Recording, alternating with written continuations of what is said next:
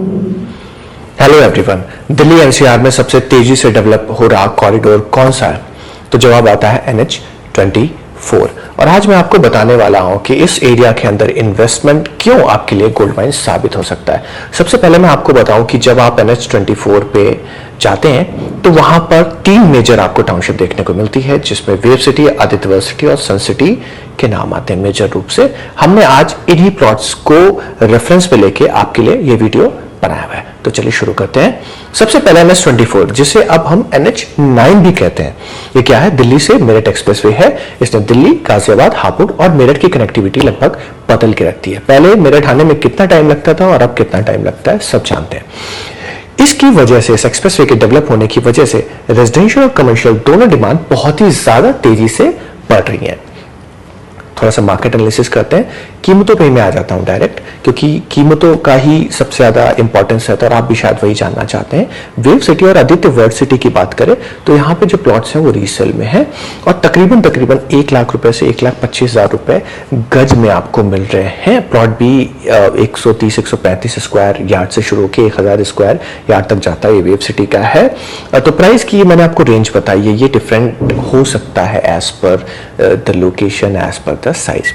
सन city की लेकिन अगर बात करें, यहाँ प्राइस रेंज कम है। यहाँ पे आपको 70 से 75,000 रुपए तक में भी आपको चीजें मिल सकती हैं। और ऐसा क्यों है? क्योंकि ये डेवलप कम है, बहुत कम है इन दोनों टाउनशिप के कंपैरिजन के अगर हम करें तो अगर हम लोकेशन और बजट के हिसाब से बात करें तो दोनों तरह के ऑप्शंस आपको यहाँ पर मिल जाते हैं। अब बात करें इंफ्रास्ट्रक्चर की, तो metro connectivity, industrial belt, universities, hospitals, सब डिमांड यहाँ पर जो है उसको बढ़ा रहे हैं। और ज्यादातर जो डिमांड आ रही है वो आ रही है मिडिल क्लास हाउसिंग और इन्वेस्टर्स से। अब हम बात करते हैं कि यहाँ पे इन्वेस्टमेंट करना सेंस क्यों करता है, why we should invest particularly in this area. देखो, सबसे पहले जो मैंने 3 बिल्डर्स के नाम लिए, प्राइवेट बिल्डर्स हैं, सोसाइटीज, टाउनशिप्स हैं, और इसके अंदर आपको सेफ्टी, सिक्योरिटी और मेंटेनेंस जो है ना वो बेस्ट मिलता है। क्यों मिलता है? क्योंकि ये मंथली चार्जेस भी लेते हैं, लेकिन आपको एक प्लान लाइफस्टाइल इसके अंदर मिल जाती है। और दूसरा हम बात करें, सबसे इंपॉर्टेंट जो प्राइस मैंने आपको बताया ना, आप नोएडा, ग्रेटर नोएडा, नोएडा एक्सटेंशन से कर लो तो ये प्राइस काफी कंपैरेटिवली आज भी सस्ता पड़ता है आपको। दूसरी अगर हम बात करें जो प्लस पॉइंट है, ये फ्री होल्ड प्लॉट्स हैं। हालांकि अभी अलग अलग फ्लोर की रजिस्ट्री नहीं हो रही है कुछ कारणोंवश, लेकिन ये फ्री होल्ड प्लॉट्स हैं। जो गौतम बुद्ध नगर है हमारा, Noida, greater Noida, Yamuna expressway and all that area, that is lease hold, right? तो वहां से इसको एक एज जरूर मिलता है।